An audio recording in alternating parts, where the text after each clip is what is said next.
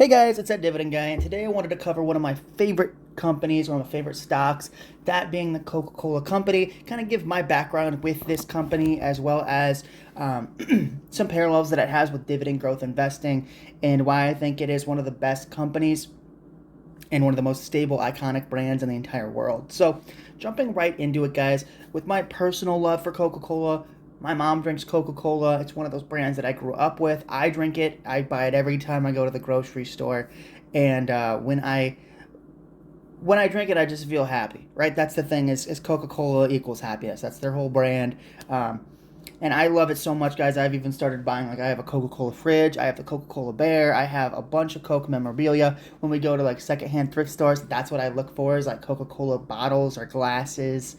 Just because I love the brand.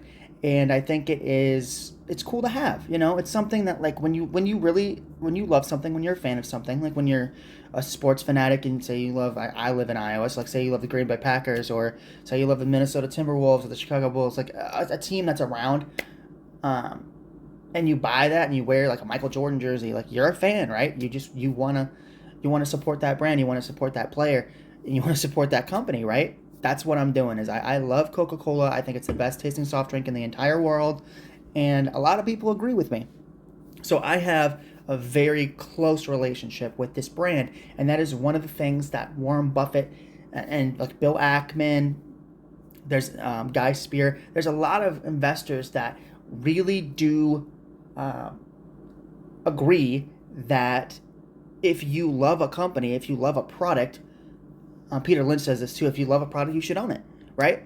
It's a no-brainer. Like I love Coca-Cola, so eventually it's not one of the biggest holdings right now, but eventually it's going to be one of the top three biggest income-generating companies in my entire portfolio because I know every time I go to the grocery store that I buy it. And guess what? Every time I go to a McDonald's or I go to most restaurants serve Coca-Cola. Um, that loyalty, and most people, when they see, if you see RC Cola or you see Coca-Cola, you're probably going to buy Coca-Cola instead. They have another thing that they have is branding power, so they have one of the strongest brands in the entire world, plus that gives them customer loyalty and pricing power. So say 5 to 10 years ago a 12 pack of Coca-Cola was $5, now it's 7-10. People are still buying Coca-Cola because they love the product. So that is the thing. That's my big thing with Coca-Cola, guys. Aside from the dividend growth, which has been stellar over the past, since it's been public, but that is the big thing for me, guys. Is I'm brand loyal. I'm a happy customer. I'm brand loyal, and I believe what this brand stands for, which is happiness, right?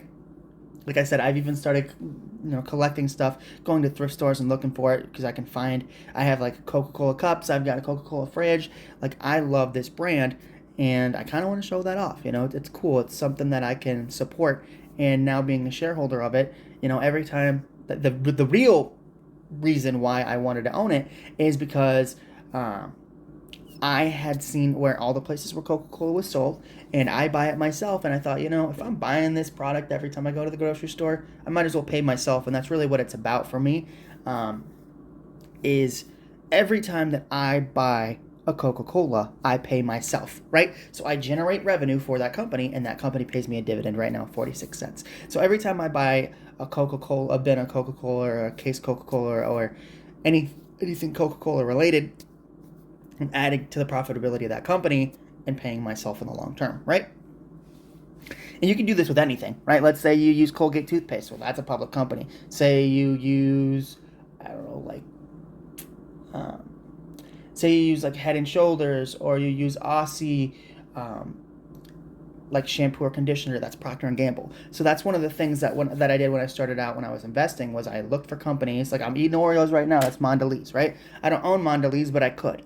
Uh, is look for brands that you buy as a consumer and that you're very loyal to, and that will, as long as you buy those brands, you are pretty much paying yourself and forever will, as long as you own those shares.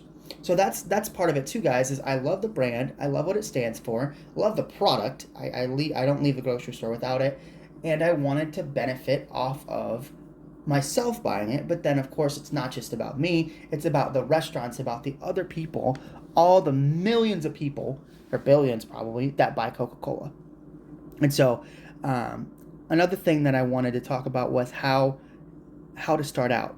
right? When you start investing, everybody will give you crap about it, right? They'll be like, oh, say Coca-Cola, for example, it's 46 cents. I'm paying 60. I think my average cost is like 60 bucks, right? $61. Paying 61 bucks for 46 cents, how's that ever going to work out?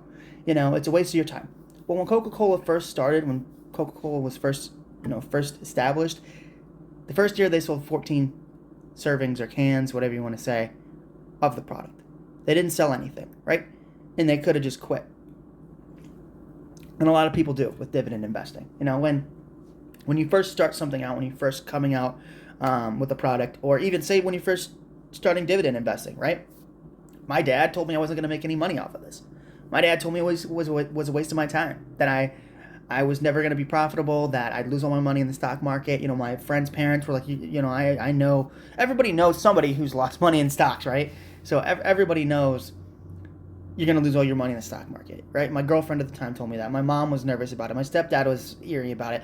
Everybody that was surrounding me starting this journey into stocks told me I would lose my money. Guess what?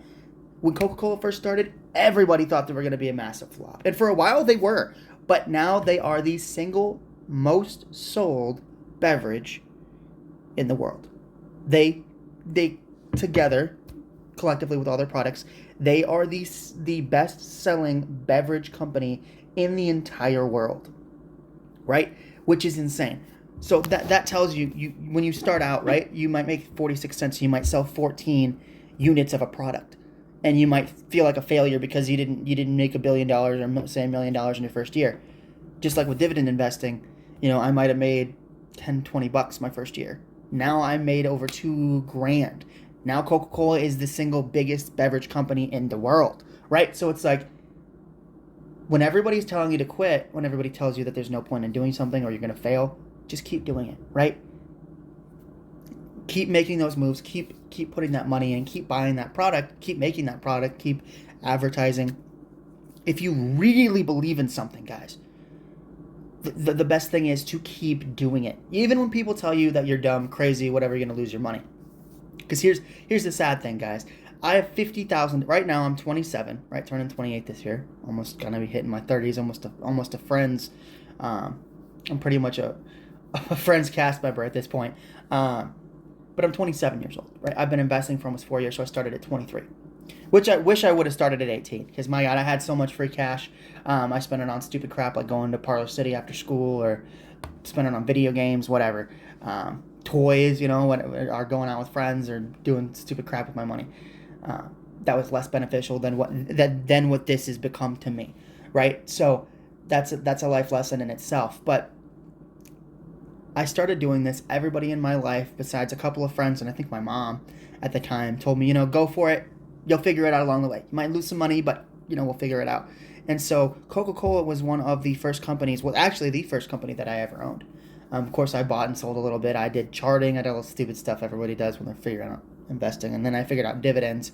And now I am, I would say, a pretty accomplished dividend investor, right?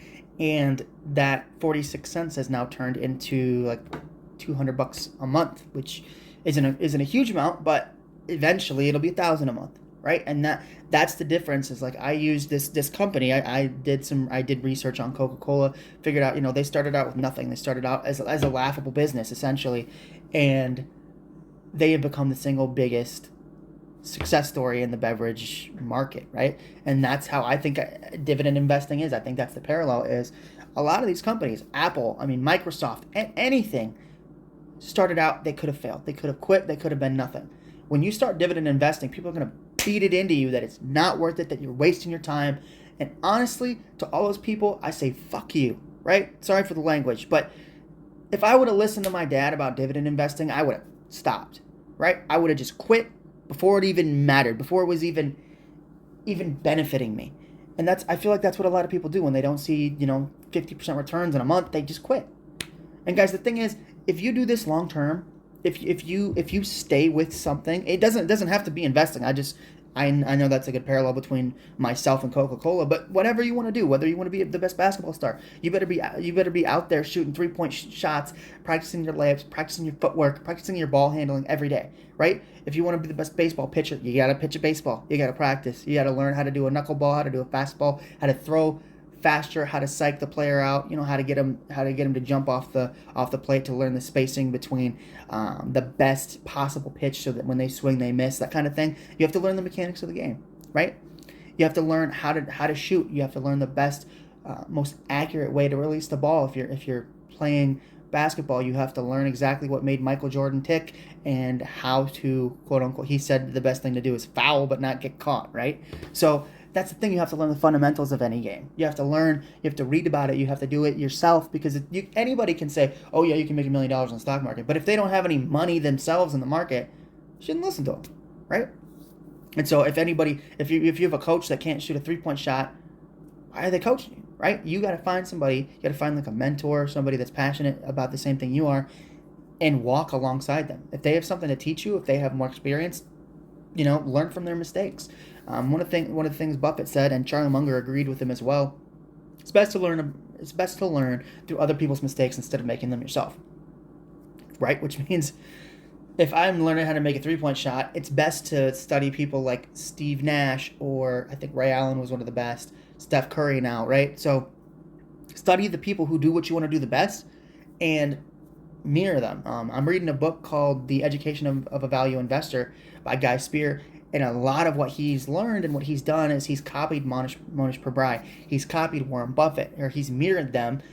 He can't mirror their intelligence, but he can mirror things like how they choose to pick stocks, how often they invest, how they incur market volatility, he went as far as going and looking and see how their offices are set up, where their offices are. So like there are things that you guys can do to mirror successful people. And one of the things I've decided to do is kind of mirror Coca-Cola. So like starting out, I could have failed. I could have said no. I could have just stopped doing it. I could have sold 14 servings of Coca-Cola. But instead, kept at it, and now I have a $50,000 portfolio. And the other thing I wanted to mention, guys, is Coca-Cola has built the wealth of millions of people. So of course, Warren Buffett is the flagship investor of Coca-Cola, but I myself am a Coca-Cola investor. I had to do it. But there's a whole town, guys, that there was a banker in the town of Quincy, Florida, and he started convincing people to invest when the market was down. And the crazy thing is, those shares that banker had advised people to buy saved that town from the worst of the Great Depression. That the dividends from Coca-Cola, of course, I believe that's the single biggest area or place of Coca-Cola millionaires, because this one guy was like, he noticed that everybody, regardless of how much money they made or how much money they had left, they always spent 15 cents on Coca-Cola. He's like, if you're willing to spend 15 cents on this, you need to buy the stock, right? And that's the same thing as he saw the trend. Coca-Cola was the most bought, according to Buffett, when he was a kid. Coca-Cola had the most bottle caps in town at his grandfather's grocery store. So he went around and started selling Coca-Cola for 10, 15 cents a pop. And of course, then that switched into newspapers, a newspaper route, and then the newspapers went into pinballs, and then pinballs turned into pretty much Berkshire Hathaway. So it's just like Coca-Cola, guys, just like dividends. You start with something, you build it, you go to the next thing, and you use the experience that you've built and constantly building up on itself until it compounds into something insane.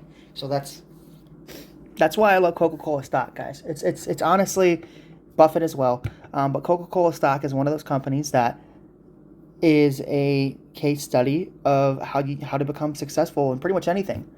Like I said, they sold 14 cases in their first year. Guess what? I bet Michael Jordan wasn't sticking his tongue out and dunking from the free throw line when he was first starting out. I bet Steph Curry didn't hit a three from half court first time he stepped out on the court. I don't know of anybody who started out as the most successful because they just started out that way. They worked at it. And anything worth working for is going to be a beautiful thing at the end, right? Nobody wants to put $60 in a stock, right? Nobody wants to start. Everybody wants to get to that end, to get to that mountaintop. And guess what? That's not how it works. You need footwork. You need to bust your ass. You need to do the things everybody's not willing to do. And honestly, not everybody's willing to invest. That's the thing that's crazy to me, that it wasn't taught in school. Nobody told me about it. Nobody taught. I was taught what an asset and a liability was. That was it. They didn't teach me what a stock was. Like, I was so pissed when I figured this out in my early 20s because I'm like, why did they not teach me what this is? Right? Like, how could you not teach an 18-year-old what the fuck a stock is? Teach me this. And they don't. And it's sad because now I have a younger brother who like is kind of interested in finance, but he doesn't want to pull the trigger on stocks. It's like, just do it. Just do it with 50, $100. And even if you don't put another dime in, just learn from that, right? It drives me nuts. So I love Coca-Cola, guys, because it's my favorite company, right? It's by far my favorite company. It's not my biggest holding, but I'm going to change that. Excuse me, I'm loyal to it. Here, I'll take a sip real quick. Right, I'm loyal to the company. I love the product. I think it's a great case study for anybody who wants to learn about a dividend stock because they have grown their dividend consistently for over 5 decades. And I love the company, so it's easy to invest in, right? It's a sleep easy company. I have no worries about them cutting the dividend. I love their product. I know billions of people around the world love it as well. So, guys, anything worth doing is worth doing. Anything worth doing is worth doing right and worth learning about. So, I want to be like the town of Quincy in Florida. I want to buy this stock long term and eventually live off the fruits of my labor. The whole reason I started this channel was because the people around me told me I shouldn't invest. I did it anyway. I believe I was like at $20,000 or $25,000. Now I have $50,000. So I want to be just like Buffett, essentially, like Guy Spear, like Peter Lynch. I want to use these dividends and these companies to retire off of at a younger age than what most people, I think the retirement age now is 67 in America. And my goal is to use these companies, use the profitability from these companies as dividends and live off of them and let them grow. That's my long-term goal. So, guys, whenever somebody's telling you not to do something or you're going to lose all your money or you're not going to be like a basketball player, like a baseball player, not going to be a lawyer, whatever, not going to be successful in school, just try it. That's the best advice I can give. Is just try something. Try something that you're passionate about. I hadn't even heard about a stock until I was like I knew what stocks were, obviously, but I didn't know how to buy them. I didn't know the benefits of investing at all until I hit like 23. No, I'm 27, 4 years in, and I make about $200 a month off the stock market for sleeping, right? Because I knew well enough to allocate capital, and that's the difference. Is most people are so afraid they don't even start, right? So, if I could leave you with anything, guys, look for quality companies. Look for companies that you want to own, that you love the products of, and put money in those. Because the thing is, investing is so much easier when you invest in something that you understand, right? It's really hard to lose money on something that billions of people consume a day versus some random tech stock that you've never heard of or some random drug company that is supposed to make the cure for cancer and goes to zero, right? It's easy to lose money in the stock market when you don't know what you're doing and when you don't research what you have your money in. If you don't research it and you don't understand what it is, you're speculating, you're not investing. That's the difference. I'm investing in companies because I've studied the companies, I understand their business model, I understand the economics of the companies, and they have growing cash flow year over year. And that growing cash flow is going to lead to growing dividends, and those growing dividends are going to be what I live off of. I'm not perfect, right? I've invested in companies that have lost money. VF Corp, I just sold it last year, right? AT&T, I had a really big position in AT&T, like a lot of people did. When they cut the dividend, I cut them out, right? So I'm going to make mistakes. I'm not 100% going to make the best investment all the time. But I've learned from those experiences, right? So I don't invest in companies that have a super high payout ratio that I feel like they can't sustain. I don't invest in companies that are dumb about acquisitions by a dying company, then they have to spin that off, then they buy a media company and they spin that off. If they're dumb with their free cash, I don't want to be in them, right? If they're making dumb acquisitions. The funny thing is, if you look at AT&T, they did pretty much what AbbVie did. They bought another company, right? AbbVie bought Allergan, and AT&T bought Time Warner. The difference is, I analyzed AbbVie, and I thought that they would coincide together. I thought that they would work. The products would work together. The companies would mesh well together, and now I am up almost 70%. So, I've learned, and that's the beauty of it. Going from a 23-year-old kid who had no clue what he was doing, buying Snapchat and Coca-Cola and AT&T, to learning about the profitability of companies, the economics of the businesses that I'm in, getting bit by dividend cuts, by VFC, by VFC and AT&T, having crappy management lie to you. AT&T did that to us too. So I've had pitfalls as well, but every time that I get down on myself, I think about Coca-Cola. I think that they sold 14 units in their first year, and I think, when I first started out, I was making $1, $2, $5. Now it's over $100 a month, and it's beautiful because it's just going to keep growing. And the whole point of this channel is to give you guys a live demonstration on a pretty much a case study on how dividend growth investing works. And so hopefully, I do it justice, and I hope one day I live off dividends. And honestly, the main goal is I hope that I inspire some younger kids. 18 years old, if I would have started this, I would be way richer. And that's what, I don't want to call it necessarily a regret, but that's something that I've learned, is that a lot of times everybody's going to tell you not to do something. And it's those people that aren't going to be as successful.